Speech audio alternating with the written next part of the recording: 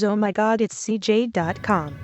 Hey guys, this is Jeff from ZomagadaCJ.com, and today we're going to talk about our final verdict on the Nokia 5233. Now, as you might know already, the 5233 is a more budget version of the Nokia 5230. As you can see, it looks a lot like the 5230, which in turn looks a lot like the 5800.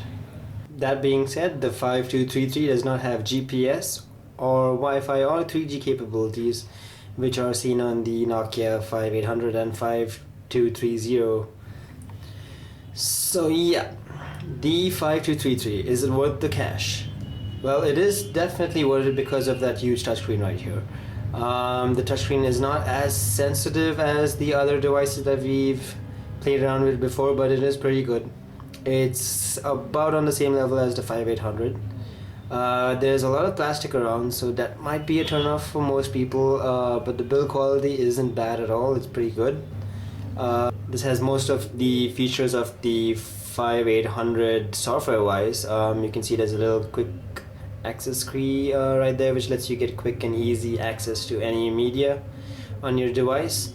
There's no MicroSD card included in the 5233, so you might want to buy one when you get this because there's not much phone memory on board. Apart from that, the software seems pretty fine. It's pretty stable. I haven't noticed too many hang-ups or anything. It's about on the same level as the 5800 software right now.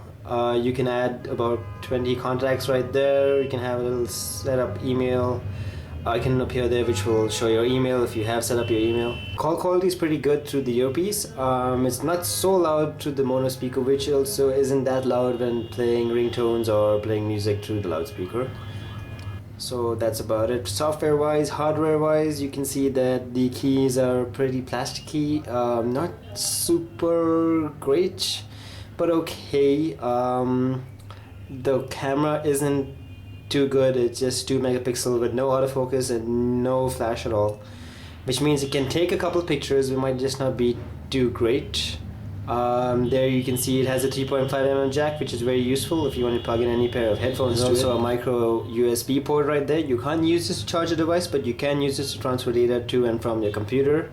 That's the power key right there, and that's the standard Nokia charging port over there.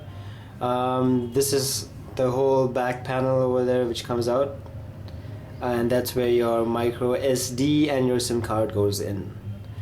So yeah, at the end of the day, is the 5233 worth the money? The 5233 is not trying to be any sort of premium device. It's just trying to be a device that's pretty good for the cash that you pay for it. It does do quite a lot of things for the price it comes at. It's a smartphone, which means you can install a whole bunch of features on it. Can do almost anything that the 5800 and the other N-series phones can do. Of course, there are some limitations, either software-wise or hardware-wise, but it's definitely not a bad phone. And that's why we think the 5233 is worth the cash you pay for it right now.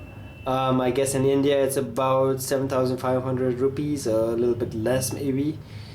But yeah, definitely worth the money for this right now. If you want more features or aren't too satisfied with the feature set on the 5233, there's always the 5230 or the 5800, which is a little bit more costly but does have a couple more features. They all look the same though, so yeah, that's something to worry about. There's also the 5530, which looks completely different compared to this, but does have a couple more features compared to the 5233. So at the end of the day, you want to take a good look at the feature set on the 5233 and decide if this is for you, or would you rather be happy with the 5530, a 5230, or a 5800. For more details on this, do check out our post on ZomagadaCJ.com. If you have any questions or comments, do let us know in the comment section below.